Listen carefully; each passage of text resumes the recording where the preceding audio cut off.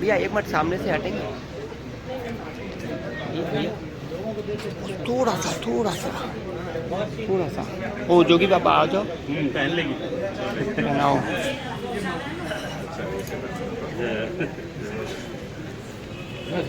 आओ जोगी बाबा को भी दो।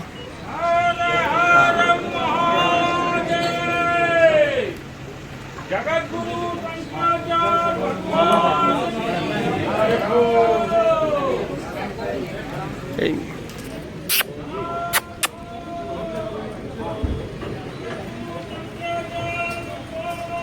इधर से आ जाओ भगवान। ये शॉर्टकट जल्दी से।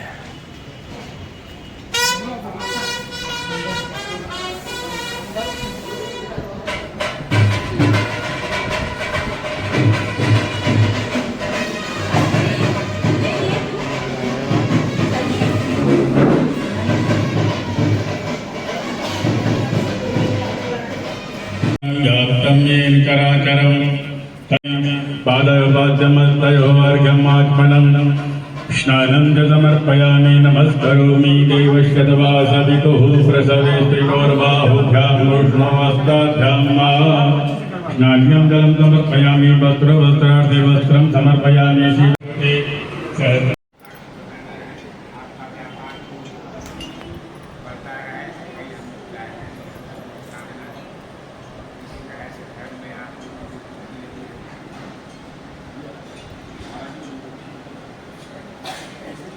Hello hello hello hello.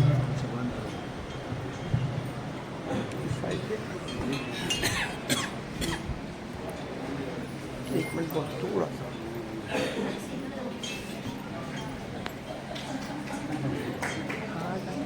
यार कौन कौन लोग कहाँ से आ जाते हैं।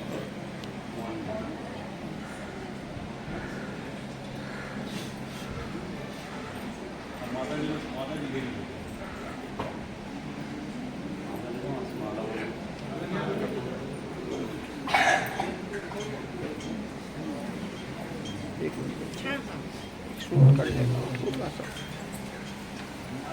थोड़ा सा दीदी थोड़ा सा साइड है। यहाँ पे शूट उड़ जाएंगे। ब्लॉक ब्लॉक है रास्ता।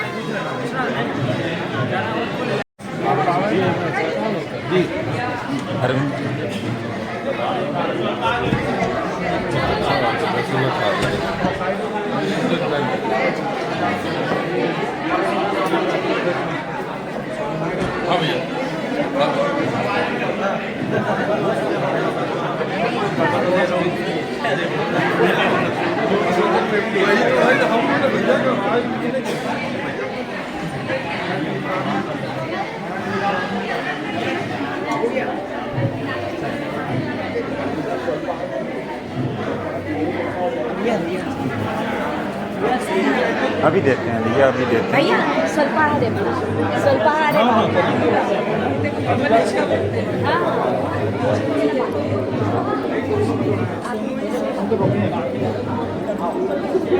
क्या बात है।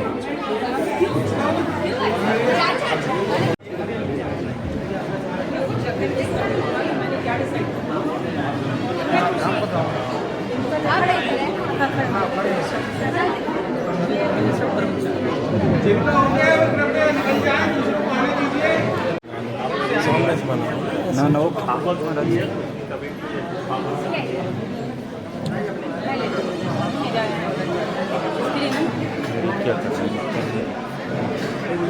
हमारा है नहीं हमारा है।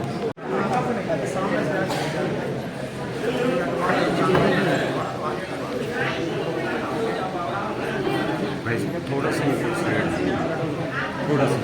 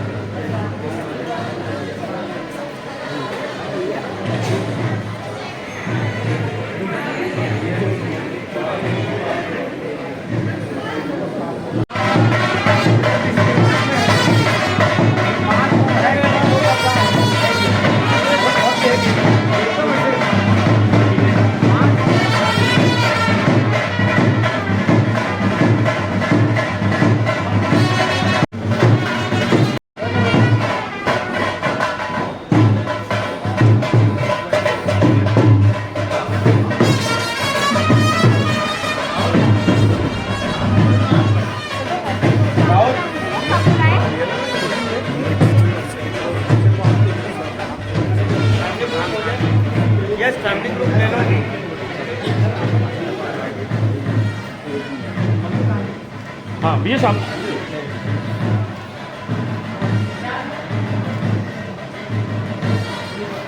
जी हो गया यस 1 मिनट रुको भैया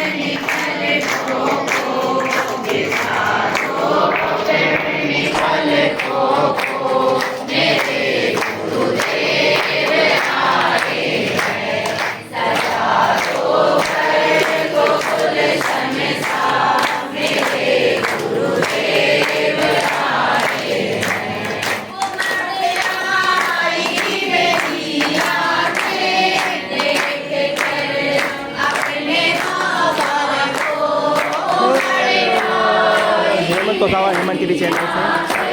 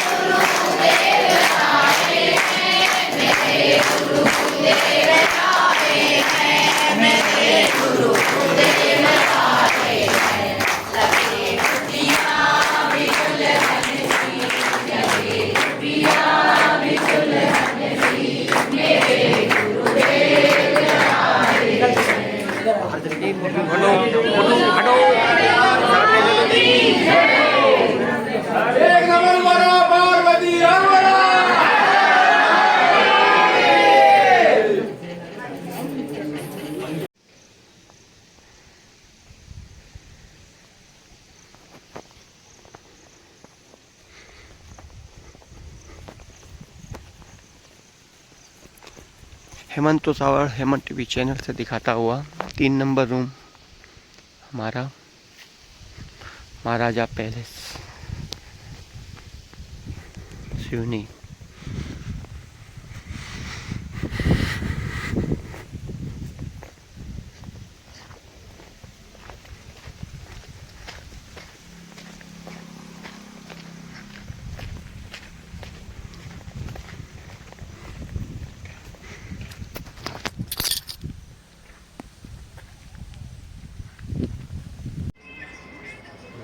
मैं रामदास ठाकुर जबलपुर एक्सप्रेस। आज तक मैं राकेश नागपाल से news desk Ravi Sarodiya Hindustan. Pradeep Dhongri Dainik Bhaskar. Vinod Yadav Bansal. Prashant Shukla Zee news. Suresh Thakur Times नाम हमारा टाइम्स था। Hariom sorry India Republic. Sharad Dubey Haribhoomi. Sanjay Singh Surya Prakash Bhupal. Pramod Sharma Sanjay Agrawal Nai Duniya. Lokesh Upadhyay शुरू संगीत। अखिलेश ठाकुर पत्रिका अखबार। हिमांशु कौशल संवाद कुंज। राजकुमार ठाकुर स्वतंत्र मत। नंदन श्रीवास्तव शांति प्रकाश भोपाल। विवेक डहरिया मौलवाना संसद। शमीम खान महाकौशल एक्सप्रेस। अजय ठाकरे सिवली न्यूज। अजय ठाकरे सिवली न्यूज पेपर। संजय बघेल राजकोट। संजय बघेल राजकोट।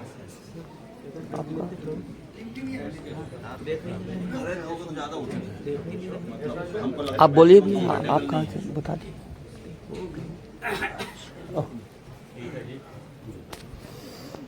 आप सबका बहुत बहुत स्वागत है।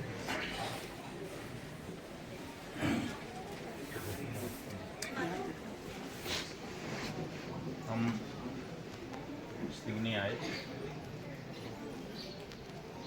क्योंकि जगत गुरु शंकराचार्य जी महाराज जो हमारे गुरु जी महाराज थे, उनकी ये जन्मभूमि है। उनकी जन्मभूमि के घोरी के दर्शन करने तो हम पहले ही आ गए थे, लेकिन सिवनी के लोगों का कहना था सिवनी नहीं आया, तो हमने सिवनी का ये कार्यक्रम बनाया और यहाँ के मठ मंदिर में जाकर के वहाँ भगवान का दर्शन किया। कल सायंकाल थोड़ी देर के लिए यहाँ के स्थानीय लोगों से संवाद भी हमारा हुआ और हमको अच्छा लगा।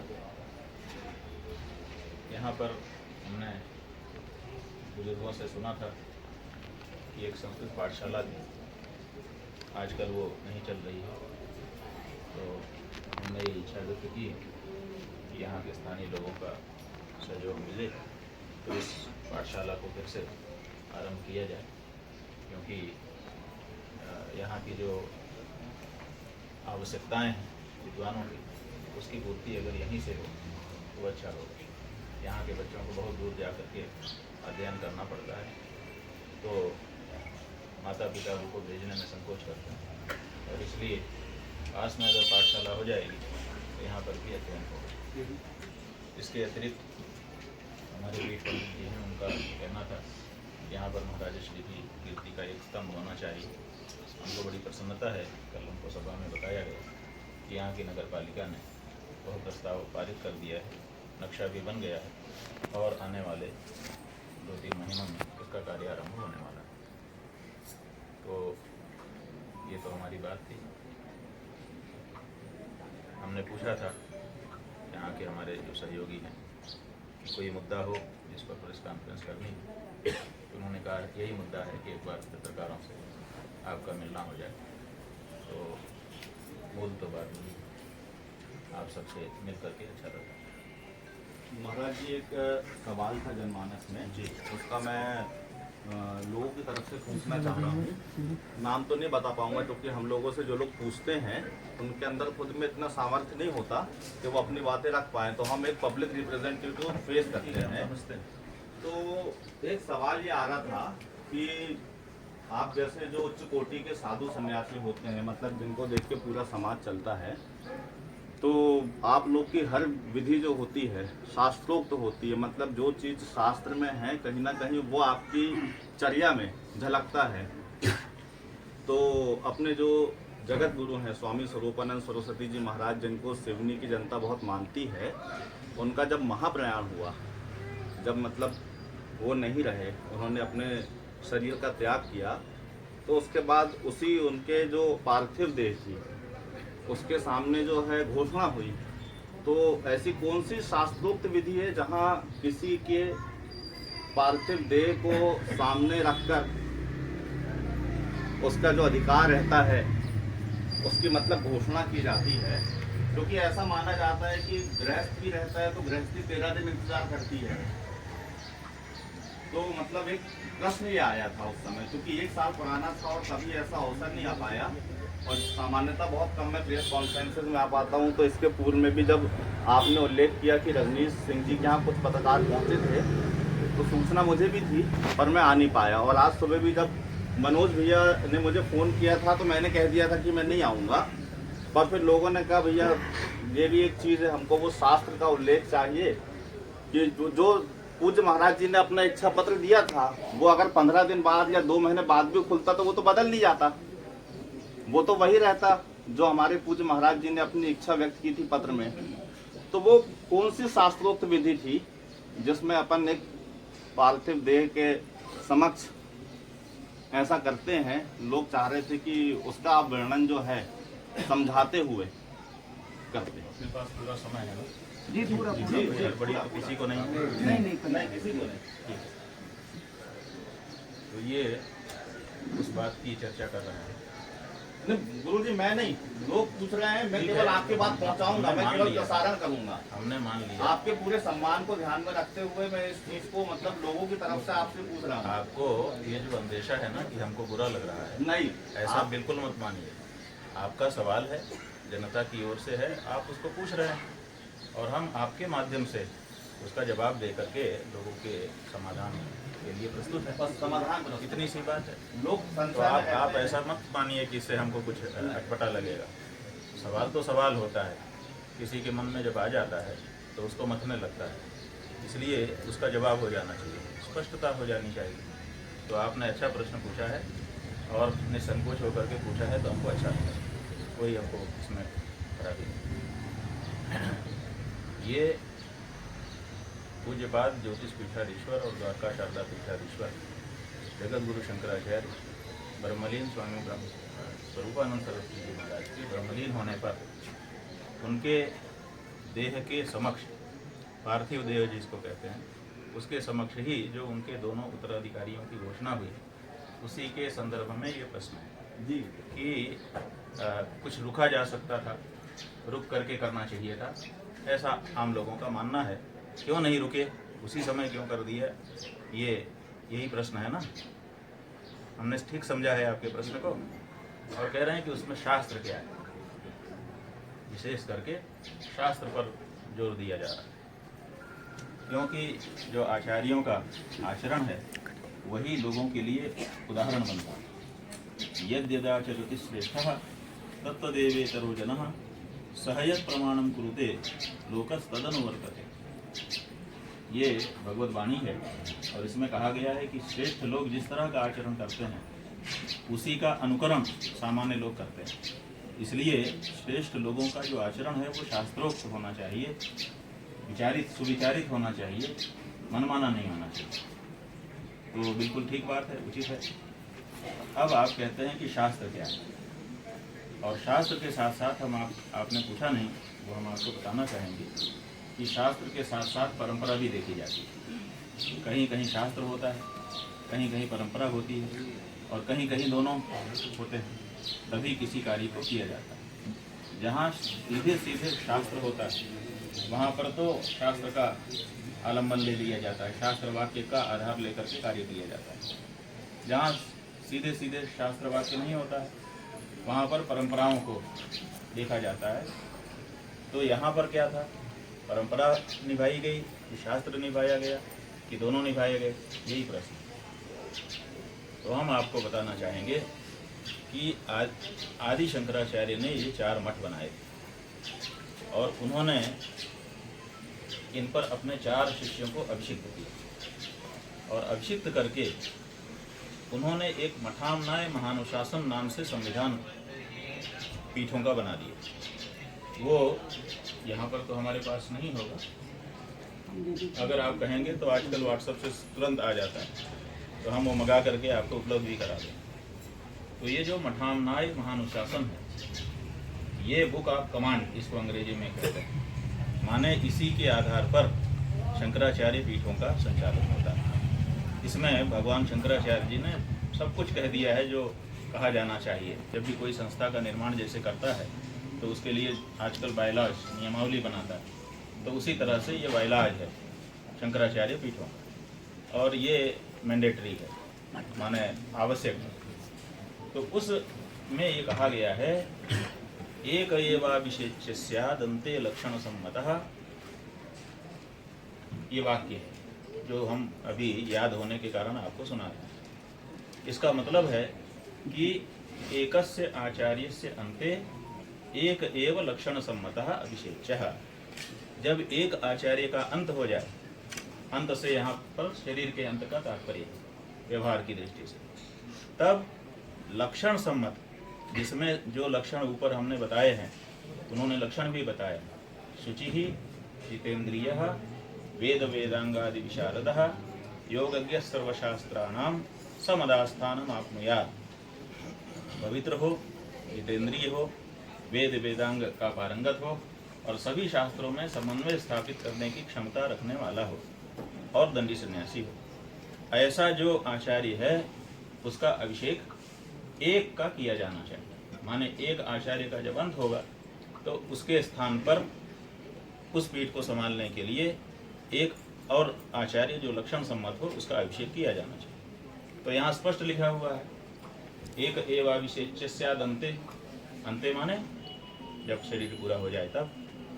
अब यहाँ पर आप कहेंगे कि शरीर पूजा हो जाए उसके बाद प्रतीक्षा करनी चाहिए, है ना?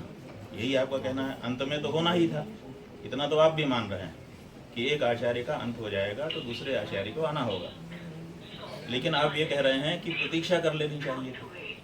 तो ये प्रतीक्षा के बारे में कौन सा शास्त्र है कि कितनी देर तक प्रतीक्षा की जाए? आप कह रहे हैं कि गृहस्थों के यहाँ 13 दिन तक बर्ताव किया जाता है। आपको पता होना चाहिए कि गृहस्थ जब शरीर छोड़ता है तो उसकी प्रेत संज्ञा होती है और सूतक लग जाता है। सूतक में शुभ कार्य नहीं हो सकते, इसीलिए गृहस्थ के घर में अगर ऐसी कोई परिस्थिति होगी तो सूतक के कारण उसके यहाँ ऐसे शुभ कार्य नहीं हो सकेंगे। लेकिन सन्यासी का शरीर जब छूटता है तो सूतक नहीं लगता है। पहली बात तो ये जाने। दूसरे, जो गृहस्थ होता है जब वो शरीर छोड़ देता है तो उसका शरीर अमंगल हो जाता है। अमंगल माने अस्पृश्य हो जाता है। तो जिनको संस्कार करने के लिए छूना पड़ता है तो वो जो मृत शरीर को छू लेते हैं उनकी स्नान से शुद्धि होती है। जब हम किसी मृतक के शरीर माने अंतिम संस्कार में भाग लेते हैं तो अगर हमने छुआ ना भी हो उस शरीर को, तब भी पीछे पीछे अगर उस मृत शरीर के चल पड़े हैं थोड़ी दूर तक, तो जब घर के लौट के आएंगे तो हमारी माता पहले से ही घड़ा में पानी लेके दरवाजे पे खड़ी होगी, दरवाजे के बाहर ही हमारे ऊपर पानी डाल देगी कि नहा करके ही घुस सकते हो, बिना नहाए घुस नहीं सकते। ठीक है ना? तो इसका मतलब है कि शव का अनुगमन करने से, शव का स्पर्श करने से हमको अशुद्धि आती है और अशुद्धि के कारण हम स्नान करके तब शुद्ध होते हैं। जो लोग नदी में जाते हैं वहीं नदी में नहा करके आ जाते हैं, तो उनको फिर घर में नहलाया नहीं जाता है, अन्यथा स्नान तो करना ही पड़ता है, तब शुद्धि होती है। उसके पहले जो रिश्तेदार नहीं है अनुगमन कर लिया उसको भी अशुद्धि हो जाती है। अब सन्यासी के यहाँ ये नहीं होता है। सन्यासी के यहाँ ना तो सूतक लगता है और ना तो जो शरीर है जिसको छोड़ चुका है मृत शरीर, उस मृत शरीर को छूने से भी कोई अशुद्धि नहीं आती है। ये सन्यासियों का नियम। और सन्यासी के शरीर के पीछे अगर कोई चल देता है तो जैसे गृहस्थ के शरीर के पीछे चलने से अशुद्धि आती है, ऐसे सन्यासी के शरीर के पीछे चलने से अशुद्धि नहीं आती है। इसलिए नहाने की जरूरत नहीं है। अगर सन्यासी के अंतिम संस्कार में आप सम्मिलित हुए हैं तो आपको स्नान की आवश्यकता नहीं। और शास्त्र में लिखा है, वचन हमको याद नहीं है, आप कहेंगे हम बिल्कुल उपलब्ध कराएंगे, ये तो रिकॉर्ड हो ही रहा है। तो वहाँ लिखा हुआ है कि अगर कोई व्यक्ति सन्यासी की समाधि में सम्मिलित हुआ है और उसके मन में ये आ गया कि हम अशुद्ध हो गए और वो नहाता है तो उसको दोष लगेगा।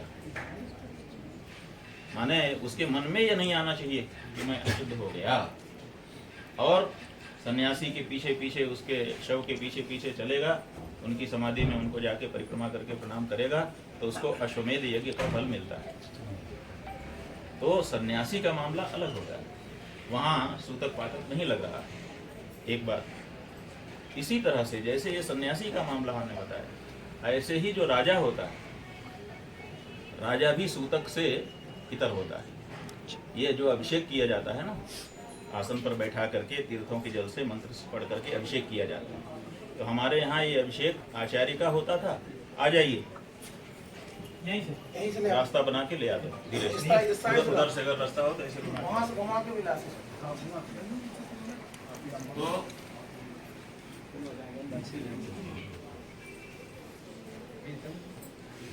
जो मूर्धाभिषेक होता है, उस अभिषेक का परिणाम क्या है? वो अभिषेक क्यों होता है? वो अभिषेक इसीलिए होता है कि आज से इनको हम समस्त बंधनों से मुक्त करते हैं, अब इनको कोई सूतक नहीं लगेगा। तो राजा को भी सूतक नहीं लगता है। राजा के पिता भी गुजर जाएं तो राजा को सूतक नहीं लगेगा, राजा की माता भी गुजर जाए तो राजा होने के कारण, क्योंकि उसका अभिषेक हो चुका है, तो राजा जो है वो सूतक से दूर होता है, इसलिए उसको भी सूतक नहीं लगता है। इसीलिए जब राजा का शरीर छूट जाता है तो हमारे शास्त्र के अनुसार आसन दो, हमने कहा था 2 आसन रखो, तो राजा का जब शरीर जब छूट जाता है तो राजा को भी सूतक नहीं लगता है, उसके परिजनों को। और जो आचार्य है वो भी सिंहासन पर बैठता है, वो धार्मिक राजा है और राजा से भी बड़ा महाराजा है वो, तो उसको भी सूतक नहीं लगता है। अब सवाल ये है कि राजा जो है और आचार्य, इनकी गद्दी होती है और इनके बारे में शास्त्र का नियम है कि एक क्षण भी ये गद्दी खाली नहीं रहती। न जाओ तुम मठ मुच्छिंद्या अधिकार उसका वचन है, ब्रह्मचारी जी बोल रहे हैं, मठान्याय महानुशासन का ही वचन है। उसमें स्पष्ट कहा गया है, न जातु मठ मुच्छिंद्यादधिकारिण्युपस्थिते विघ्ना नाम बाहुल्या देश धर्म सनातन। रिकॉर्ड हो गया है ये वाक्य, आप कहेंगे तो हम किताब देंगे। तो लिखा है कि न जातु मठम उच्छिद्या, मठ को खाली न रखे, मठ माने मठ की गद्दी को। विघ्ना नाम बाहुल्या, अगर कोई अधिकारी नहीं है तो बात अलग है, तब केयर टेकर बनाना पड़ेगा, और अगर अधिकारी है तो उसका अभिषेक कर देना पड़ेगा। विघ्ना नाम बाहुल्याद, अगर बहुत से विघ्न हो तब भी, माने इस पर जोर दिया गया है कि अगर बहुत सारे विघ्न भी हों तब भी अभिषेक तो कर ही देना। क्यों? क्योंकि राजा और आचार्य की गद्दी एक क्षण के लिए भी खाली नहीं रहती है। ये अविच्छिन्न परंपरा है। तो अविच्छिन्न परंपरा का पालन करने के लिए कहीं पर अगर हमारा मूर्धाभिषिक्त राजा शरीर छोड़ता है तो उसका संस्कार नया राजा ही करता है, ये नियम है। आप लोग चूंकि अब राजतंत्र से दूर हो गए हैं, इसलिए आपको पता ही नहीं है कि राजा के मरने पर क्या होता है। अगर पुराना इतिहास उठा करके देखेंगे तो अपने जितने राजा हैं, आप सबकी वंशावली निकाल के देख लीजिए। अगर तारीख वाली कोई वंशावली मिलेगी तो जिस दिन पुराना राजा मरा हुआ होगा उसी दिन से उसको कंटिन्यू किया गया होगा, उसी दिन उसका अभिषेक होता है। नियम है। जो अंतिम राजा थे हमारे पृथ्वीराज चौहान, आप उनका इतिहास इंटरनेट में निकाल करके देख लीजिए। जिस दिन उनके पिताजी गुजर गए थे उसी दिन उनका अभिषेक हुआ। और अभी अगर आपको जानना हो तो आप इंदिरा गांधी 84 का दृश्य याद कर लीजिए। जब इंदिरा गांधी को मार दिया गया तो उसी रात को 11 बजे उनका शरीर, शाम को डिक्लेरेशन हुआ सूर्यास्त के समय लगभग, और दोपहर में उनके ऊपर गोली चलाई गई, शाम तक बताया नहीं गया। और रात को 11 बजे नए प्रधानमंत्री की शपथ जब राजीव गांधी को दिला दी गई, उसके बाद उनका संस्कार हुआ, क्योंकि वो प्रधानमंत्री रहते हुए मरी थी। तो गद्दी खाली नहीं रह सकती एक क्षण के लिए भी।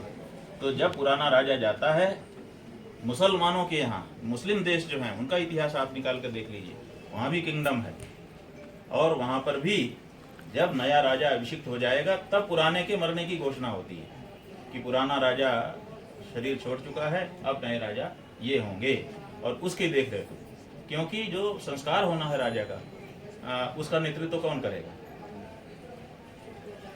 ये बड़ा प्रश्न है कि संस्कार के लिए पत्र भेजना पड़ेगा, संस्कार के लिए खजाने से पैसा निकालना पड़ेगा, संस्कार के लिए रिचुअल्स करने पड़ेंगे, कहीं कोई अगर प्रतिपत्ति आ गई, किसी ने प्रश्न उठा दिया तो उसका निर्णय करना पड़ेगा, वो कौन करेगा। तो इन सब कारणों से नए राजा को तत्काल स्थापित किया जाता है, यही हमारी परंपरा रही है।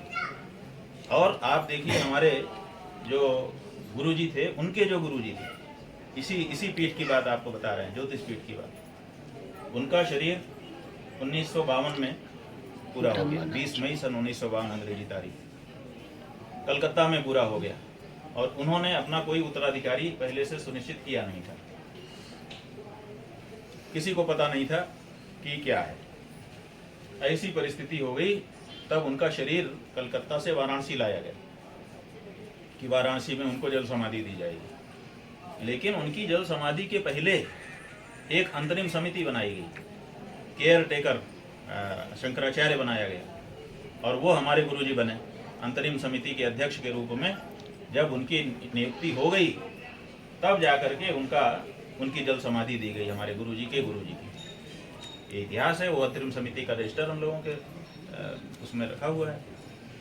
तब एक एक निर्णय हुआ, जब वो नया केयर टेकर ही सही नया शंकराचार्य बन गया, तब उसने निर्देश दिए कि ये किया जाए, ये किया जाए, ये किया जाए, तब उसका लोगों ने माना और तदनुसार कार्य हुआ।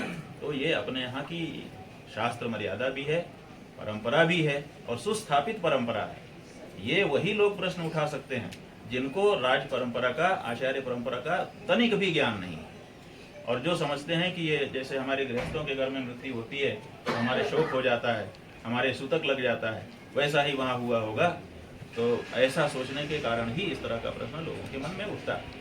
और अगर आप इस पे और जानना चाहेंगे तो हम 25 प्रमाण 25 राजाओं के ला करके आपको उपलब्ध कराएंगे और आचार्यों के भी, कि जिस दिन जब श्रृंगेरी के जो इस समय आचार्य हैं, जिस दिन श्रृंगेरी के शंकराचार्य जी महाराज का शरीर पूरा हुआ था उसी दिन वो आचार्य हो गए और आचार्य होकर के ही उन्होंने समाधि करवाई। ये सर्वत्र हमारी आचार्य परंपरा का सर्वत्र का यही नियम है।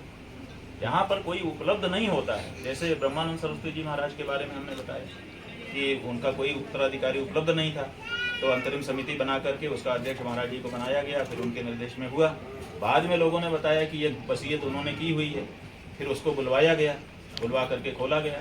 तो चूंकि वसीयत किसी के संज्ञान में नहीं थी, बाद में वो संज्ञान में आई 5वें 6वें दिन, तब जा करके उस पर क्रियान्वयन किया गया, एक व्यक्ति नियुक्त किया गया, फिर वो रजिस्ट्रार के यहाँ गया, वो सील बंद लिफाफे में रजिस्ट्रार के यहाँ रखी हुई थी गोपनीय रूप से, फिर उसको लाया गया, जो लाने वाला था वो खोल नहीं सकता था, फिर सभा बुलाई गई, सभा सब लोग इकट्ठे आ नहीं सकते हैं, तो सबको सूचना दी गई, सूचना देने पर सब लोग इकट्ठा हुए अमुक तारीख को अमुक समय पर, तब जा करके सबके बीच में वसीयत खोली गई। तो इसलिए वहाँ पर विलम्ब लगा, अन्यथा विलम्ब नहीं हो सकता।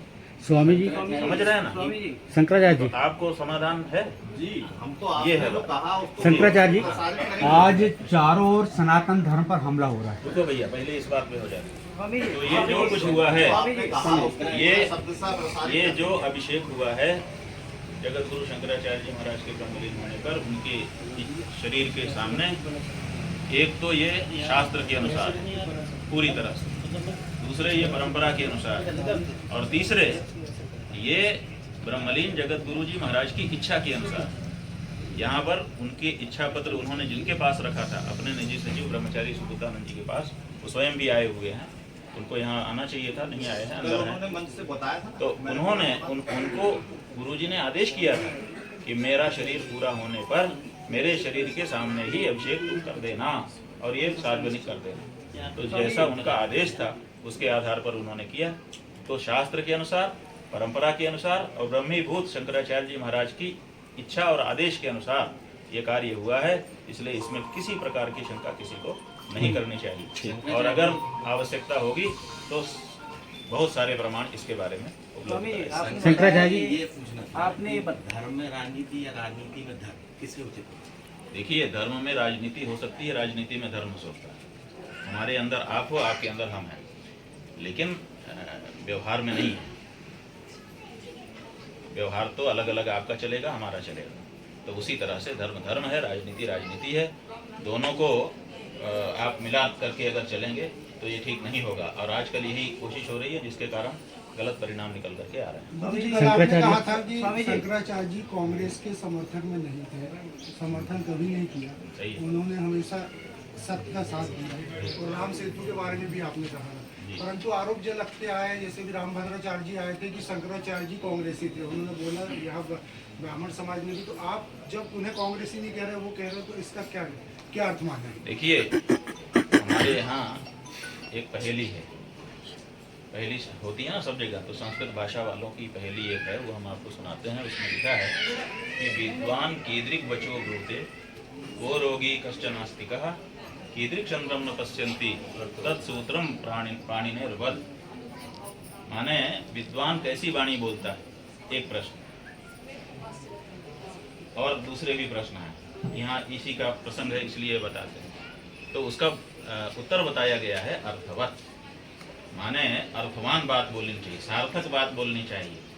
जो सार्थक बात बोलता है, विचार करके बोलता है, उसी का नाम विद्वान होता है। कुछ भी जो बोल दे, कुछ भी बोल दे का मतलब ये है खुद ही बोले और 2 दिन के बाद खुद ही उसमें सुधार करना पड़े। तो अगर हम बोलें कुछ और 2 दिन के बाद हमको लीपा पोती करके उसका सुधार करना पड़े, इसका मतलब कि हमने बोलते समय प्रमाद किया, विचार करके हमने नहीं बोला। तो जो रामभद्राचार्य जी महाराज के बारे में आप बात कह रहे हैं, उन्होंने जो बात कही 2 दिन के बाद उसका समाधान कर, उन्होंने परिवर्तन कर दिया कि नहीं अपनी बात में? तो इसका मतलब है कि उन्होंने विचार करके नहीं बोला था। अगर विचार करके बोले होते तो अपनी बात पे खम ठोक करके खड़े रहते कि नहीं, मैंने जो कहा है बिल्कुल सही कहा है, मैं उसके लिए प्रमाण दूंगा।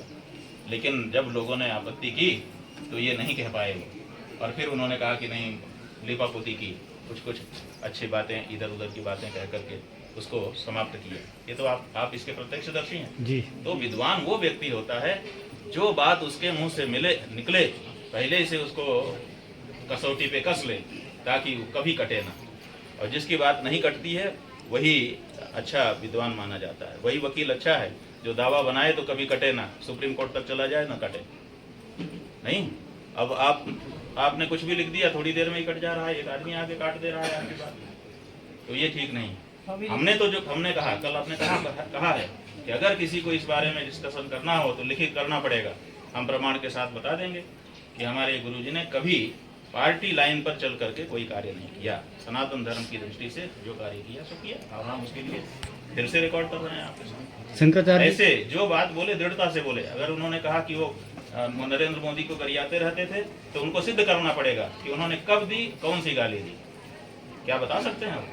हमारे गुरुजी ने तो किसी को गाली नहीं दी, तो नरेंद्र मोदी को देना तो दूर की बात है। उन्होंने कहा कि वो कांग्रेसी थे, तो कांग्रेसी होने के लिए कांग्रेस की सदस्यता उन्होंने कब ली थी, उन्होंने कांग्रेस की नीतियों पर कब अपने आप को चलाया, ये तो सिद्ध करना चाहिए था ना।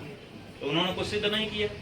इसी से पता चल गया कि उन्होंने विचार करके नहीं कहा था, सहज में निकल गया उनके मुंह से, और बाद में उन्होंने समझा कि हमसे सही नहीं निकला, लीपापोती कर ली। अपने लोगों ने भी छोड़ दिया कि भाई एक बुजुर्ग व्यक्ति हैं, काहे को इनको सताएं, अन्यथा हम लोग खड़े हो जाते। तब क्या होता? आज खड़े हो जाएं तो क्या होगा? लेकिन क्या अच्छा लगेगा कि एक बुजुर्ग महात्मा को हम लोग खड़े हो जाएं, तो उनको तो इस पे नीचा देखना ही पड़ेगा। वो भी जानते हैं इस बात को कि जो उन्होंने कह दिया उसको सिद्ध नहीं कर सकेंगे। तो हम इसीलिए हम लोग नहीं कर रहे हैं। उनकी उम्र का सम्मान करते हुए हम लोग इस बात को ज़्यादा नहीं उठा रहे हैं। सम्मान सबका अपना अपना होता है, वो बना रहना चाहिए। हम किसी का सम्मान गिराने की चेष्टा नहीं करेंगे, लेकिन अगर वो खड़े होंगे तो फिर तो सिद्ध करना पड़ेगा। उन्होंने कहा, लोगों ने उस पर विरोध किया, तुरंत वो पलट गए, फिर उन्होंने जयकारा भी लगा दिया, फिर उन्होंने कह दिया मेरे बड़े भाई थे, ये थे, बस बात खत्म हो गई। शंकराचार्य जी, सनातन पर जो हमला हो रहा था उस पर क्या कहना चाहेंगे? होड़ सी लगी हुई समय। देखिए, हमला किस पे होता है? हमला उस पे होता है जो लोगों को चुभता है और जो मजबूत होता है। तो सनातन जो है मजबूत है, इसीलिए इसका सामना कर पाना लोगों के लिए मुश्किल हो रहा है। इसीलिए तरह तरह के षड्यंत्र हिंदू ही आज कर रहे सदा से हैं, होते रहते हैं। हिंदू ही कर रहे हैं, दुख की नहीं, बात है। हिंदू कैसे करेगा? वो तो ऐसा है कि अब हिंदू भी तो कई तरह के हो गए। जी एक राजनीतिक हिंदू हैं, है ना, राजनीति बनाने में काम बनाने के लिए देखिए नहीं, जी एक नेता ने अपने पिता को ही सार्वजनिक रूप से अपमानित कर दिया था। यही राजनीति तो है, अपनी बहुत दूर थोड़ी बात गई। तो राजनीति करने वाले जो लोग हैं, जो राजनीति को महत्व देते हैं, उनके आचरण उनके ढंग के होते हैं, उस पर अपने लोग ज्यादा नहीं कहते। स्वामी जी तो जो ये सनातन के ऊपर बात कही गई है, ये राजनीति की दृष्टि से कही गई है। तो इनका विरोध नहीं करना चाहिए अपना, हाँ? इनका विरोध नहीं करना चाहिए। विरोध करने से तो बढ़ेंगे। उन्होंने वक्तव्य क्यों दिया है? ये जो रामभद्राचार्य जी ने वक्तव्य दिया ना, ये यूं ही दे दिया लापरवाही में, लेकिन उन्होंने सोच समझ के दिया, क्योंकि जितना विरोध करोगे उतना ही बढ़ेंगे। उदयनिधि मारन को कोई नहीं जानता था। रामभद्राचार्य जी ने अपनी बातों पर जैसे उन्होंने कहा ये बोलिए सनातन धर्म डेंगू है, ये है, वो है, पूरा देश जान गया, तो उनका फायदा हुआ कि नुकसान हुआ? तो ऐसे लोगों की बात की उपेक्षा कर देनी चाहिए। विरोध करने से वो बढ़ जाते हैं, और बढ़ करके देखिए, मायावती ने गांधी जी को शैतान की औलाद कह दिया था, और आप लोगों ने खूब फैलाया, चारों तरफ से विरोध हुआ। परिणाम ये हुआ कि वो मुख्यमंत्री बन गई उत्तर प्रदेश। नहीं समझे आप? इसलिए ऐसी बातों की उपेक्षा करने से काम बनता है, विरोध करने से उनकी बढ़ोतरी हो जाती है। स्वामी जी महान माय क्या समझते हैं सनातन के बारे में? शब्द का अर्थ तो जानते नहीं। सना का मतलब होता है सदा, और तन का मतलब होता है रहने वाला। जो सदा रहने वाला है उसी का नाम सनातन है। जो सदा रहने ही वाला है, पहले से तय है, उसको कैसे नष्ट करोगे तुम? तो इसका मतलब है कि वो सनातन शब्द का अर्थ भी नहीं जानता, उससे हम क्या बात करें? अरे बात लेवल पे की जाती है ना, तो ऐसे लोगों की उपेक्षा करने से ही ठीक रहता है। स्वामी जी मठानुवाय महानुशासन के बारे में आपने बताया, उसमें ये परंपरा कि शंकराचार्य जी का चयन कैसे होगा, ये भी होगी, तो वो बता पाएंगे? बिल्कुल, क्यों नहीं। देखिए, एक एवा विशेष्य स्याद अन्ते लक्षण सम्मतः। जो लक्षण सम्मत होगा वही अभिषेच्य होगा, माने उसी का अभिषेक हो सकेगा। तो ये तो लक्षण सम्मत आचार्य के बारे में निगाह करना पड़ेगा, दृष्टि दौड़ानी पड़ेगी। तो सबसे पहला दायित्व किसका होता है? जो रिमेनिंग शंकराचार्य, माने जो पीठासीन शंकराचार्य है, उसका ये दायित्व है कि वो आगे के शंकराचार्य के बारे में निश्चय कर दे, क्योंकि वो शंकराचार्य स्वयं है। वो समझता है कि एक शंकराचार्य के लिए शंकराचार्य की क्या क्या योग्यताएं होनी चाहिए, और ये संभाल सकेगा कि नहीं संभाल सकेगा। तो जो पीठासीन शंकराचार्य होते हैं, धर्म का प्रचार करने के साथ ही साथ अपने उत्तराधिकार के बारे में भी वो चिंता करते रहते हैं। और इसीलिए प्रायः अपने शिष्यों में से, जैसे आदि शंकराचार्य जी ने अपने शिष्यों में से 4 को, वैसे अनेक शिष्य थे उनके, उनमें से 4 को ढूंढ करके निकाला और उनका अभिषेक किया। उसी तरह से जो पीठासीन शंकराचार्य होते हैं, वो अपने शिष्यों में से किसी को योग्य समझते हैं तो उसका नाम आगे बढ़ाते हैं। और उनकी वसीयत का मतलब, वसीयत के बारे में भी आप लोग समझ लीजिए। वसीयत वैसी नहीं है कि जैसे कोई गृहस्थ अपनी प्रॉपर्टी किसी को दे दे, मालिकाना है, ऐसी वसीयत का यहाँ ऐसा तात्पर्य नहीं है। यहाँ वसीयत का मतलब है प्रस्ताव। तो उन्होंने इसीलिए 2 प्रस्ताव कर दिए, 2 लोगों के नाम उठा दिए। अब अगर ये दोनों लोग उनकी दृष्टि में तो योग्य ही हैं, तो वो हो जाएंगे। अगर उनकी दृष्टि के अतिरिक्त जो 3 और शंकराचार्य हैं, उनकी दृष्टि में अयोग्य होंगे, तो वो लोग इस पर ऐतराज करेंगे। 3 शंकराचार्य बचते हैं एक पीठ के बारे में, तो तीनों का अगर ऐतराज होगा तो फिर सनातन धर्म के दूसरे लोग भी विचार करेंगे। और 3 में से अगर बहुमत विरोध कर रहा है, माने 2 कह रहे हैं कि गलत है, तब भी विचार हो जाएगा। विचार कौन करेगा? विचार वही 3 शंकराचार्य करेंगे, वही करेंगे, और कोई नहीं। और कौन करेगा आप बताओ? पहला अधिकार तो उनका है ना। पहला अधिकार पीठ पर जो आचार्य विराजमान है, जो गद्दी खाली करेगा उसका है पहला अधिकार। वो अगर नहीं करता है या अयोग्य को कर देता है, तो फिर दूसरे 3 को अधिकार। अब वो 3 भी अगर अपना दायित्व नहीं निभाते हैं, तो फिर समाज के लोगों का अधिकार है। जो विद्वान हैं, जो परंपरा से जुड़े हैं, उन्हीं का तो अधिकार होगा। ईसाई मुसलमान आके तो शंकराचार्य बनाएगा नहीं, जानता भी नहीं है, समझता भी नहीं है। तो जो हमारे सनातन धर्म के शंकराचार्य परंपरा के अद्वैत फिलॉसफी के विद्वान हैं, वो आकर के इसमें अपनी वो करेंगे। तो पीठ परिषद बनी हुई है, सब जगह पर पीठ के विद्वानों का संगठन है। तो वो सब विद्वान लोग के विचार करते हैं। तो यहाँ पर क्या हुआ, यहाँ पर जो पीठाचार्य थे उन्होंने कहा कि ये दोनों योग्य हैं, इसलिए इनका नाम मैं प्रस्तावित करता हूँ बस इच्छा पत्र के माध्यम से। उसके बाद 3 पीठ जो बचते थे उनमें से 2 पीठ के लोगों ने समर्थन कर दिया, तो निर्णय हो गया।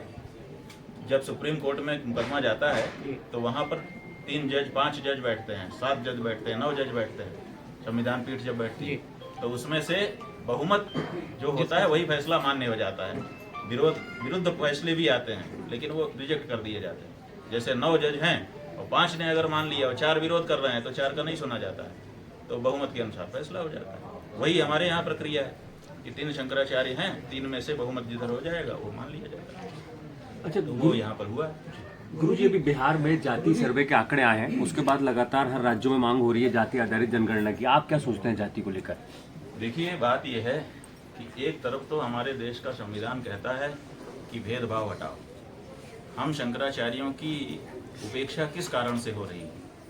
देखिए, शंकराचार्य तो धर्म के सम्राट है ना, लेकिन धर्म सम्राट का कोई प्रोटोकॉल आज नहीं मिल रहा है हमारे देश में। देखिए, ईसाइयों का एक आचार्य है, उसको उन्होंने 2 किलोमीटर के एक जगह को देश घोषित कर दिया है, उसको वहाँ का राष्ट्रपति घोषित कर दिया है, ताकि तकनीकी तौर पर जिस भी देश में जाए वहाँ का राष्ट्रपति उसका स्वागत करे। उन्होंने तो प्रोटोकॉल दिया है। हमारे देश में शंकराचार्यों को कोई प्रोटोकॉल नहीं मिल रहा है। क्यों नहीं मिल रहा है? क्योंकि शंकराचार्य जो है वो वर्णाश्रम धर्म को मानते हैं, वर्ण धर्म को मानते हैं, उसको समर्थन करते हैं, इसीलिए उनको समर्थन नहीं दिया जा रहा है। क्यों? यहाँ समरसता का वातावरण हमको बनाना। जब आपको समरसता का वातावरण बनाना है तो आप फिर जाति की गणना क्यों करा रहे हैं? आप अपने देश में कितनी संख्या है उसकी गणना कराओ, वो तो ठीक है, लेकिन जातिगत जनगणना कराने का क्या लाभ है? जातिगत जनगणना कराने का मतलब है कि आप एक समाज में कई गुच्छे बना करके रख दे रहे हो। अब एक गुच्छा दूसरे से लड़ेगा, दूसरा तीसरे से लड़ेगा, तो ये हमारी दृष्टि से उचित नहीं है। हमारी दृष्टि से जाति आधार पर जनगणना करने की जरूरत नहीं है, और अगर करना है तो हम तो उसके पक्षधर हैं। हम तो कहते हैं ब्राह्मण, क्षत्रिय, वैश्य, शूद्र, इनका अधिकार और सम्मान होना चाहिए उनके अनुसार का, उसी के अनुसार आरक्षण कर देना चाहिए कार्य में भी, लेकिन हमारी तो नहीं मान रहे।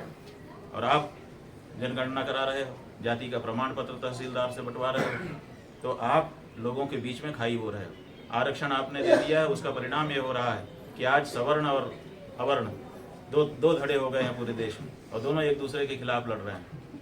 तो ये आप भेदभाव का बीज बो रहे हैं, जो कि समाज के लिए अच्छा नहीं। महाराज जी, अभी रामभद्राचार्य महाराज जी यहाँ पर आए थे, क्योंकि सिवनी जिला स्वामी स्वरूपानंद जी महाराज की जन्मस्थली रही है, और पूरे विश्व पटल में सिवनी का नाम सिर्फ इसलिए है कि स्वामी स्वरूपानंद जी महाराज यहाँ के थे। क्योंकि कार्यक्रम के आयोजक थे सिवनी के विधायक दिनेश राय मुर्मू जी। उस पूरे कार्यक्रम में फ्लैग से लेकर, बैनर से लेकर, न्यूज से लेकर तमाम जगह पर स्वामी स्वरूपानंद जी महाराज की फोटो से भी परहेज किया गया और नाम से भी परहेज किया गया। कार्यक्रम में रामभद्राचार्य महाराज जी ने ब्रह्मलीन स्वामी स्वरूपानंद जी महाराज के लिए क्या टिप्पणी कही थी, किसी से छुपा नहीं है। बाद में जब स्वामी स्वरूपानंद जी महाराज के शिष्यों को जब इस बात का आघात लगा तो उन्होंने इसका विरोध भी किया, और ये कहा कि यदि अपने रामभद्राचार्य महाराज जी की टिप्पणी से सिवनी विधायक दिनेश राय मुर्मू मतलब उनका यदि संतुष्ट है तो वो स्वीकार करना चाहिए, और यदि नहीं है तो उनका इसका विरोध करना चाहिए। तो जब तक उनका प्रोग्राम रहा तब तक दिनेश राय मुर्मू जी ने उस कार्यक्रम का ना तो खंडन किया, ना ही उसके वक्तव्य का खंडन किया। जब स्वामी स्वरूपानंद जी महाराज का जन्मोत्सव मनाया गया तो वहाँ पर वो आशीर्वाद लेने भी पहुंचे, और उसके बाद जब आपका आगमन हुआ तो आप उनके निवास स्थान पर पहुंचे।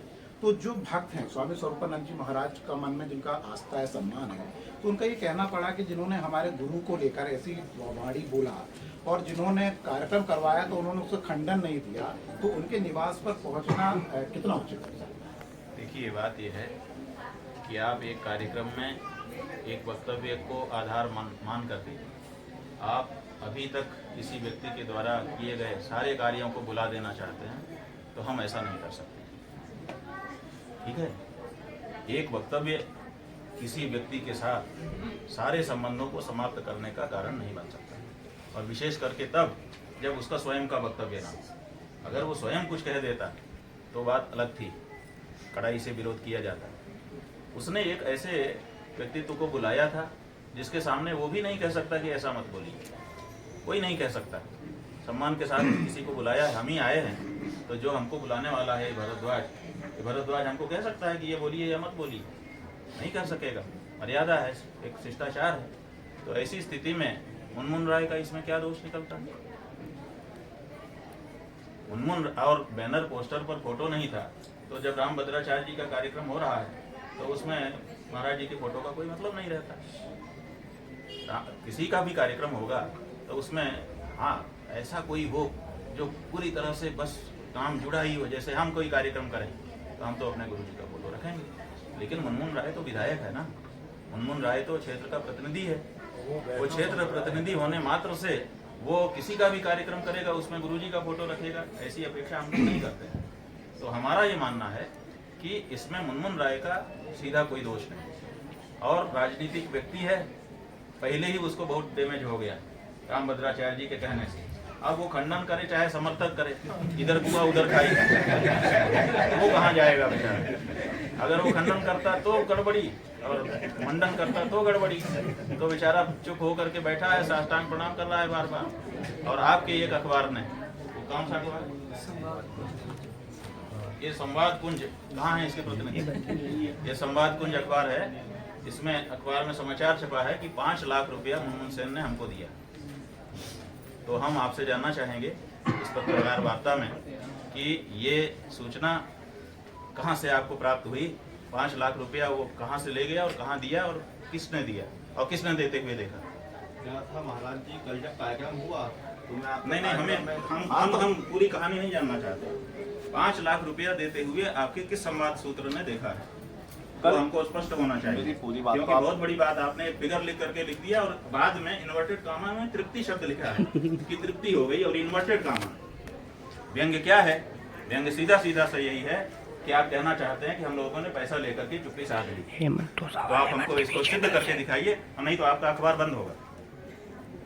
ऐसे नहीं कर सकते आप किसी के साथ। 5 लाख रुपया लेकर के, 5 लाख का एक फिगर बता रहे हैं और तृप्ति शब्द लिख रहे हैं। तो आप हमको बताइए, स्पष्ट करिए कि 5 लाख रुपया किसने दिया, किसको दिया, कहाँ दिया, कब दिया और किस शक्ल में दिया। कल ये जब मेरी खड़े होके बताइए, खड़े हो जाइए, खड़े होके बताइए हमको, आराम से। हम आपसे प्रश्न पूछना चाहते हैं। कल आपके कार्यक्रम में जब मैं उपस्थित था, आपकी पूरी सभा सुनी, तो जो आज यहाँ के पूरे लोगों ने सवाल पूछा, ठीक है, कि ये जो सवाल पूछा कि भाई मुनमुन राय जी जो हैं, हम क्या प्रश्न पूछ रहे हैं उसका जवाब दीजिए। महाराज 5 लाख रुपया किसने दिया, कहाँ दिया, कब दिया, कैसे दिया, वो 4 प्रश्न का जवाब बताओ और कुछ मत बताओ। कल ये बात पूरी चर्चा का विषय था। हमें आप बताइए किसने आपको ये खबर दी है, उसका नाम सार्वजनिक करो। आपने किसी आधार पर 5 लाख रुपया किसने दिया, कहाँ पर दिया, किसको दिया और कब दिया, ये 4 प्रश्न हैं, इनका जवाब देना पड़ेगा आपको। आप पत्रकार होकर के अखबार छाप करके ऐसे नहीं छाप सकते हैं किसी के खिलाफ। आप इतना चिल्ला क्यों रहे हैं? हम चिल्ला रहे हैं, अभी और चिल्लाएंगे, आपका अखबार जला देंगे। क्या बात करते हो आप ऐसा छाप दोगे किसी के लिए? 5 लाख रुपया लेकर के हम लोग चुप होने वाले हैं? 5 लाख हमारी औकात दिखा रहे हो आप कि कोई आके हमको 5 लाख दे देगा, हम चुप हो जाएंगे, तृप्त हो जाएंगे। बहुत गलती बात है, आपने बहुत अक्षम्य अपराध किया है। चिल्लाने की बात है और हम चिल्ला रहे हैं, आपने मर्यादाओं का हनन किया है, ये नहीं हो सकता है। आप गुस्सा करिए, गुस्सा करिए, लेकिन आपको सिद्ध करना पड़ेगा। आप जवाब दीजिए स्वामी जी, जवाब दीजिए स्वामी जी, स्वामी जी, जवाब दीजिए, स्वामी जी, जवाब दीजिए, स्वामी जी, निवेदन, ये इस अखबार के से जवाब चाहते हैं। एक निवेदन, हमको भी प्रश्न पूछने का अधिकार है। एक निवेदन है स्वामी जी। रुक जाइए, आप कोई पत्रकार बोलेगा तो हम उसको उसके साथ समझेंगे। इसी संदर्भ में कह रहे हैं जिसको जो करना है। इसका मतलब कि सारे पत्रकार हमारे ऊपर 5 लाख बिल्कुल नहीं, बिल्कुल नहीं। हम सबके खिलाफ नोटिस करेंगे। देखो करिए, आप नोटिस दीजिए आप, पर स्वामी जी ऐसा कैसे कोई कह सकता है? स्वामी जी 5 लाख रुपया लेकर के हम तृप्त हो गए। स्वामी जी हमने अपना वक्तव्य बदल दिया। आप लोग इस तरह से मजाक बनाओगे किसी से? नहीं बनाएंगे, बिल्कुल नहीं बनाएंगे। अगर गलत है हम आपसे भाई गलत है, निवेदन आप सिद्ध करो। आपने छापा है, आपका दायित्व बनता है कि आप इसको सिद्ध करिए कि 5 लाख रुपया किसने दिया, किसको दिया, कहाँ दिया, कब दिया। आप ये 4 प्रश्नों का जवाब दीजिए। 4 प्रश्नों का जवाब। ये जो अखबार है संवाद कुंज, इसको देना पड़ेगा। हम निवेदन इसको जवाब देना बिल्कुल पड़ेगा। जवाब उनको देना पड़ेगा। तो फिर आप क्यों बोल रहे हो? हम इसलिए बोल रहे हैं कि ये चूंकि पत्रकार बिरादरी की बात है और पत्रकार बिरादरी से ये बर्दाश्त के काबिल नहीं है। क्षमा चाहिए। इस तरह बर्दाश्त की बात नहीं है। 5 लाख रुपया में आपने जबरदस्ती, आप क्या बोलना चाहते हैं? नहीं, 5 लाख रुपया जो बोला है आपने, उसका प्रूफ दीजिए ना। बिल्कुल जाइए, ऐसा उठा लो। हमको कोई आपसे फेवर नहीं चाहिए, लेकिन आप हमारे लिए गलत लिख दो। मैं आप लोग से निवेदन करता हूँ, सवाल भी ना उठाए, जवाब भी ना करे, ये नहीं हो सकता। मैं आप लोग से निवेदन करता हूँ, आप राजनीति में, अरे ठीक है, नाराज हो जाओगे ना, लेकिन महाराज सच है। आपको ये अधिकार कभी नहीं मिल जाता है पत्रकार होने के नाते कि आप किसी की प्रतिष्ठा के साथ खिलवाड़ करें। पादुका पूजन का और अगर ऐसा मिलता है तो आप बताइए। आप लोग जाइए, हम लोग पादुका पूजन का टाइम हो गया, बहुत 2 घंटे। आप जो है पत्रकार हैं, आपका हमने सम्मान किया, पहला शब्द हमारा था आपका स्वागत है। आपने हमसे कड़े प्रश्न पूछे, हमने इत्मीनान से उसका जवाब दिया, हमने बुरा नहीं माना। लेकिन और बिना जाने, हमको पता भी नहीं था कि कौन है कौन नहीं है, लेकिन आप किसी की प्रतिष्ठा से इस तरह से खिलवाड़ करेंगे और कहेंगे हम पत्रकार हैं, तो हमने बहुत पत्रकार देख लिए, बड़े बड़े पत्रकारों की हालत देख ली। क्या बात करते हो आप? केवल पत्रकार होने से आपको लाइसेंस नहीं है कि ब्लैकमेल करें किसी को, किसी की प्रतिष्ठा से खिलवाड़ करें। आपने ये छापा कैसे? इसका जवाब जब हम पूछ रहे हैं तो कोई कुछ नहीं बोल रहा है, कह रहा है पत्रकार बिरादरी होती है। ऐसी कैसी बिरादरी होती है? और अगर ऐसी बिरादरी होती है तो थू है ऐसी बिरादरी पर, करो जितना विरोध करना हो हमारा। पत्रकार हो इसका मतलब ये थोड़े है कि आप कुछ भी छाप दोगे। 5 लाख रुपया लेकर के तृप्त हो गए, ऐसा शब्द आपके अपने शंकराचार्य के लिए छापते हो आप। और जब आपसे पूछता है शंकराचार्य तो आप उसका स्पष्टीकरण नहीं दे पाते हो। कहां से पता चला कि 5 लाख रुपया किसने दिया, कहां दिया, कब दिया? बताओ ना। ये बहुत गलत बात है भैया। पत्रकार बंधु, आपकी प्रतिष्ठा इसी में है कि आप सच छापे, आप आईना हो, आप पक्ष नहीं हो, आप किसी का विरोध नहीं कर सकते, आप किसी का समर्थन नहीं कर सकते। आप आईने की तरह जो है उसी को दिखाओ, तब तो आप पत्रकार हो। और अगर आप पक्ष विपक्ष लेते हो तो आप पत्रकार नहीं हो, आप कुछ और हो। इसलिए पत्रकार होने का पहले संकल्प करना पड़ता है कि मैं पत्रकार हूं, मैं आईने की तरह रहूंगा, जो सच होगा वो दिखा दूंगा। उसमें भी विचार करूंगा कि समाज में कोई विक्षोभ न उत्पन्न हो जाए, उतना विचार करते हुए मैं सच को दिखाऊंगा। ये आपका कर्तव्य है।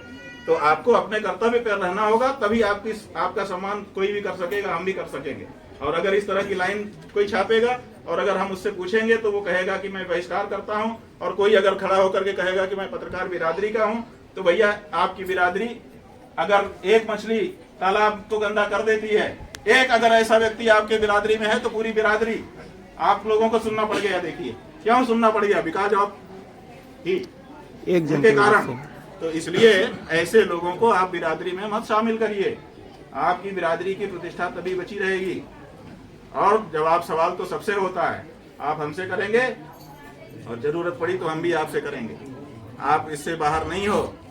पत्रकार होने के नाते आपको कोई लाइसेंस नहीं मिला हुआ है ऐसा कि आप किसी के बारे में गलत खबर छाप दें। और इनको तो हम नोटिस देंगे ही, ये तो अखबार बंद होगा ही, ऐसा नहीं है। और बड़े बड़े ये जो बड़े बड़े संस्थान बैठे हैं ना, इनके खिलाफ भी अगर जरूरत पड़ी तो करेंगे और इनके ऊपर भी कार्रवाई होती है। ऐसा नहीं है कि नहीं होती है। कोई ये ना समझे कि हमारा कुछ कोई नहीं कर सकता है। आप ऐसी खबर छापेंगे, कुछ पढ़िए तो आप लोगों ने पढ़ा नहीं है। लिखा है कि 5 लाख रुपया मनमोहन सेन ने दे दिया तो ये तृप्त हो गए, और तृप्त शब्द को इन्वर्टेड कामा में लिखा है। ये कैसे स्वीकार किया जा सकता है? तो हम इनके खिलाफ कार्रवाई करवाएंगे और नोटिस देंगे और इनका अखबार बंद होगा। इसमें कोई वो नहीं। भाई ठीक है, तो गुस्सा हमारा जायज है। गुस्सा किसके लिए है? गुस्सा उसके लिए नहीं है जो सच्चा है, उसके लिए है जो झूठा है और जो झूठे के साथ बिरादरी के नाम पे खड़ा है। उन दोनों के लिए हमारा गुस्सा है। और आपके किसी पे लगा ही नहीं गुस्सा। क्यों नहीं लगा? क्योंकि आप उस तरह के नहीं। हिंदू धर्म के प्रतिनिधि है भाई। संदेश तो सब है। संदेश आप जो पूछोगे हम सब बताएंगे। ये प्रतिमा खत्म हो गया। अगला कोई प्रश्न पूछो भैया। कई करोड़ हिंदुओं के गुरु हैं। अगला कोई प्रश्न पूछना हो पूछो। हिंदू राष्ट्र के बारे में आप क्या कहेंगे? हिंदू राष्ट्र की धारणा को लेकर बातें होती हैं। हाँ भैया, हिंदू बिल्कुल राष्ट्र सही। देखिए ऐसा है कि हिंदू राष्ट्र ये शब्द पिछले अनेक दिनों से अपने देश में गूंज रहा है। इधर से आवाज़ आती है, इधर से आवाज़ आती है, इधर से आवाज़ आती है, हिंदू राष्ट्र होना चाहिए, हिंदू राष्ट्र होना चाहिए। सुनने में हम लोगों को भी अच्छा लगता है, अरे अपना राज किसको अच्छा नहीं लगेगा, लेकिन केवल शब्द से तो नहीं हो जाएगा। हमने ये कहा, बार बार कहा, आप पत्रकार बंधुओं के माध्यम से कहा कि जो लोग हिंदू राष्ट्र की बात कर रहे हैं उन सबको हिंदू राष्ट्र का कोई प्रारूप सामने लेकर के आना चाहिए कि हिंदू राष्ट्र जब होगा तो ऐसा होगा। अभी जो समस्याएं हैं उनका निराकरण हिंदू राष्ट्र हुए बिना नहीं हो सकता, और हिंदू राष्ट्र अगर हो जाए तो सब समस्याएं दूर हो जाएंगी। इस तरीके से कोई प्रारूप तो लेकर के आए, अब कोई प्रारूप लेकर के आज तक नहीं आया, साल 2 साल हो गए इस बात को। और जब पूछते हैं कोई पत्रकार कि क्या बदलाव आएगा, कहते हैं नहीं नहीं, किसी को जाने आने की जरूरत नहीं पड़ेगी, किसी को कुछ करने की जरूरत नहीं पड़ेगी। तो फिर इसका मतलब क्या है? इसका मतलब ये है कि जैसे गंगा को राष्ट्र नदी घोषित कर दिया गया है, जितना मल जल राष्ट्र नदी घोषित होने के पहले गंगा जी में गिरता था, आज उससे ज्यादा ही गिर रहा है, एक छटाक भी कम नहीं हुआ है, और गंगा राष्ट्र नदी हो गई। तो ऐसे ही अगर भारत का नाम हिंदू राष्ट्र करना है तो नामकरण कर दो, काम तो वही रहेगा। तो काम वही रहेगा, केवल नामकरण होना है, तो हम इसके पक्ष में नहीं। हमारा ये कहना है कि प्रारूप लेकर के आइए, आज से बेहतर जिंदगी देने का अगर आपका कोई प्रारूप है तो निश्चित रूप से उस पर विचार होगा। और केवल हिंदू राष्ट्र क्या, कोई भी प्रारूप अगर लेकर के आता है जिसमें बेहतरी का वादा किया गया हो और उसमें देखने से पता चलता हो कि हाँ बेहतरी हो सकती है, संभावना दिखती है, तो कोई क्यों नहीं उसको अपनाना चाहेगा। हम लोग भी अपना लेंगे, लेकिन ये केवल राजनीतिक मामला है। हिंदू राष्ट्र कहते हैं, प्रारूप उनके पास कुछ नहीं। महाराज जी, लगातार चुनाव के दौर में धर्म सभा आयोजित हो रही है और धर्म सभा के बीच राजनीतिक कहीं ना कहीं प्रचार होता है। कई गुरु जो है मध्य प्रदेश में हाईलाइट हो रहे हैं, धर्म सभा में आयोजित करके प्रचार कर रहे हैं चुनाव, उनके लिए क्या विचार है, क्या कहना चाहेंगे आप?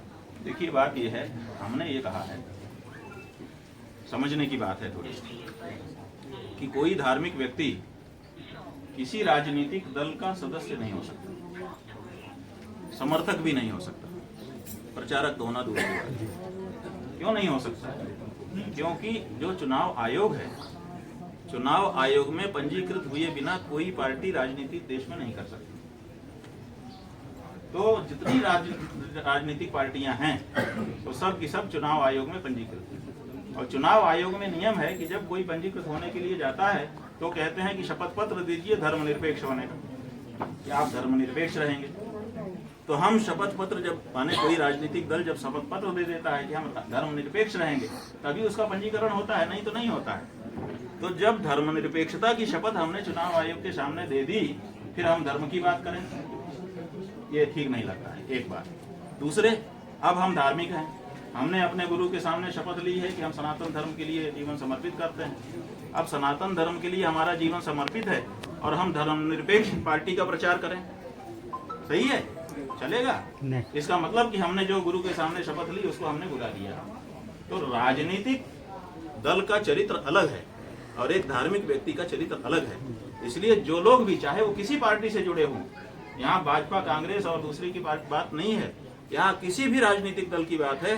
जो राजनीतिक दल पंजीकृत है वो धर्मनिरपेक्ष है, उसके साथ जुड़ने वाला जो भी व्यक्ति है वो भी धर्मनिरपेक्ष है, वो धार्मिक नहीं है, ये जान लीजिए। और अगर उसको चाहिए, देखिए नैतिकता तो यही कहती है कि अगर हमको राजनीति करती है तो ये वाला चोला उतार करके हम दूसरा चोला पहन लें और हम राजनीति करने लगे। लेकिन हम राजनीति भी करना है और यही चोला भी पहने हैं, तो ये अनैतिक है, ये सही नहीं है।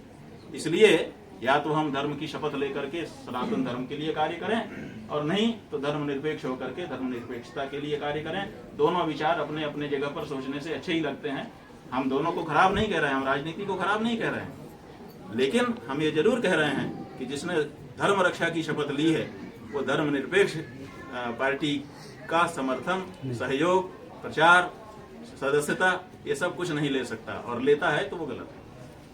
छोटा सा सवाल है महाराज जी। सवाल ये है, क्योंकि अपना सिंधी जिला शंकराचार्य स्वरूपानंद सरस्वती महाराज की जन्मभूमि है ये, लेकिन यहाँ पिछले कुछ सालों में देखने में आ रहा है, पूरे विकास खंड हो गया, आधे गांव का क्षेत्र हो गया, बंडोल के पास का क्षेत्र हो गया, यहाँ बड़ी संख्या में धर्म परिवर्तन हो रहा है, लोग ईसाई हो रहा है। इसको कैसे रोका जा सकता है? क्या? देखिए बात यह है कि ये जो धर्म परिवर्तन हो रहा है ये धार्मिक कारण से नहीं हो रहा है, पहले तो ये समझ लीजिए। ये राजनीतिक कारण से हो रहा है, क्योंकि राजनीतिक दलों को इसकी जरूरत पड़ती है कि गोल बन जाए और फिर एक गोल को हम पकड़े तो पूरा गुच्छा हमारे हाथ में आ जाए। तो राजनीति देखिए, इसीलिए धार्मिक लोग धर्मांतरण का विरोध कम कर रहे हैं, राजनीतिक लोग ज्यादा कर रहे हैं। अरे भैया तुम तो राजनीतिक हो, तुमको कहा क्या पड़ी है कि धर्मांतरण हो रहा है, लेकिन आप देखिए रोज उनके कार्यक्रम होते हैं कि धर्मांतरण हो रहा है, धर्मांतरण हो रहा है, धर्मांतरण हो रहा है। तो क्या मतलब है, एक व्यक्ति आके धर्मांतरण कराता है ताकि उसकी गोल बढ़ जाए और दूसरा उसका विरोध करता है ताकि जो बहुसंख्यक लोग हैं वो उनके मन में अच्छा लग जाए कि हम उनका साथ दे रहे हैं, इसलिए वो हमको वोट दें। तो यहाँ पर धर्मांतरण जो है वो दोनों कराने वाला भी और जो धर्मांतरण का विरोध करने वाला है वो दोनों राजनीति कर रहे हैं, धर्म नीति तो कुछ हो नहीं रही। अच्छा, जिनका धर्मांतरण करा दिया जाता है उनके जीवन में क्या परिवर्तन आता है इसके बारे में कोई अध्ययन अभी तक नहीं हो रहा है कि अगर कोई व्यक्ति अमुक था और अमुक हो गया तो उसके गुणात्मक परिवर्तन आने चाहिए ना उसके जीवन में। ऐसा कहाँ आ रहा है? क्या वो बीमार होना बंद हो गया? क्या उसको भूख लगना बंद हो गया? क्या उसको चोट लगना बंद हो गया? ऐसा तो कुछ नहीं होता है। तो ऐसी परिस्थिति में धर्मांतरण का जो उद्देश्य है वो कहीं दिखता ही नहीं है धार्मिक दृष्टि से, ये राजनीतिक मामला है। तो अब राजनीति के लोग ज्यादा सक्रिय हैं। आप समझिए कि बूथ बूथ तक, घर घर तक उनकी बैठ हो गई और हम धर्माचार्य हमारी बैठ उतनी नहीं है क्योंकि हमने संगठन अब वैसा खड़ा नहीं किया है। तो हम जब आए तो आप लोग कुछ मिले, थोड़ा बहुत जो अखबार और ये चैनल कुछ थोड़ा बहुत देखेंगे उतना ही से बात खत्म हो जाएगी और वो घर घर घुसे हुए हैं तो वो कारगर ज़्यादा हो रहे हैं, हम थोड़ा सा पीछे बजा रहे हैं। तो इसी के लिए हमको और ज़्यादा परिश्रम की आवश्यकता है, ऐसा हम महसूस करते हैं। देखिए, कोई भी भूत प्रेत तभी तक रहता है जब तक कमरे में अंधेरा रहता है। दिया जल जाए ना तो बड़े से बड़ा भूत भाग जाता है। तो दिया जलने की जरूरत है। अगर यहाँ सही धर्माचार्य, असली वाले बने बनाए धर्माचार्य नहीं, अगर वो आना जाना शुरू कर दें तो ये सब समस्या समाप्त हो जाएगी। उनकी कमी है, सच्चे धर्माचार्यों की कमी हो गई है और वो पूरा कवर नहीं कर पा रहे हैं, क्षेत्र सब जगह जा नहीं पा रहे हैं। इसीलिए जो नकली लोग हैं वो अपना कुछ का कुछ कर रहे हैं, यही इसमें कारण है। गुरुजी 56 मिनट हो गया। हेमंत तो सागर हेमंत की चुनाव महाराज जी जो भी आते हैं कहते हैं कि ये अच्छा व्यक्ति है, इन्हें मैं इस रूप में देखना चाहता हूँ, मैं मंत्री के रूप में देखना चाहता हूँ। आपके नजरिए में सब चीज नहीं, आप देखिए, अगर ऐसा कोई व्यक्ति कहता है तो ये उसके स्वरूप के अनुरूप है क्या? एक मुख्यमंत्री नहीं कह सकता कि मैं इनको मंत्री बनाऊंगा। जब मौका आता है तब वो फिर बना करके घोषणा करता है कि मैं इनको बना रहा हूँ, ऐसा घोषणा कर दे तो बना नहीं पाएगा। तो ऐसी परिस्थिति में जब एक राजनीतिक स्वयं नहीं, प्रधानमंत्री जो बन जाता है उसका अधिकार होता है कि वो किसको मंत्री बनाए किसको ना बनाए। उसका एकमात्र तनहा अधिकार है अपनी टीम गठित करने का। उसमें कोई राष्ट्रपति, पार्टी का अध्यक्ष भी हस्तक्षेप नहीं कर सकता, प्रस्ताव ही दे सकता है कि भैया इनको ले लेना, हमारी इच्छा है। लेकिन प्रधानमंत्री जो बन गया, मुख्यमंत्री जो बन गया, वो अपने मंत्रिमंडल को गठन करने के लिए पूर्णतया स्वतंत्र होता है और वो जब गठन कर लेता है तो अंतिम दिन घोषणा करता है जब शपथ लेनी होती है, उसके पहले नहीं करता है। धीरे से बुला के लोगों को बैठाया रहता है। क्यों? क्योंकि पहले कह देगा तो मामला दूसरा हो जाएगा। तो ऐसी परिस्थिति में ऐसा कोई व्यक्ति जो राजनीति का नहीं है सीधे सीधे, और वो ऐसी कोई बात कहे तो हंसने के सिवाय, दुखी होने के सिवाय अपने लोग और क्या कर सकते हैं, आप बताओ। स्वामी जी, मेरा दूसरा सवाल या निवेदन, हमारे पूज्य गुरुजी इस जिले के निवासी थे, यही जन्मस्थल थी। हम सभी लोगों को उनका पूरा जीवन पर्यंत खूब स्नेह मिला। हम निवेदन करेंगे अब वो नहीं रहे तो आप अपनी कृपा दृष्टि हम लोग के ऊपर बनाए रखें। देखिए, बहुत हृदय को छू लेने वाली बात आपने कही है और पहले से ही हमारे मन में ये बात है। सिवनी हमने कल कह दिया कि जैसे राम भक्तों की अयोध्या, जैसे कृष्ण भक्तों की मथुरा वृंदावन, वैसे हमारे लिए सिवनी है। तो सिवनी में तो हमको आना ही आना है जी, और निरंतर आना है जी। आप लोग जब बुलाएंगे हम समय निकाल के आएंगे, ऐसी क्या बात। आपका आशीर्वाद इसने हम लोग को भरना पड़ता है और लड़ेंगे, और ऐसे जो लोग हैं उनको भी हम सबक सिखाएंगे।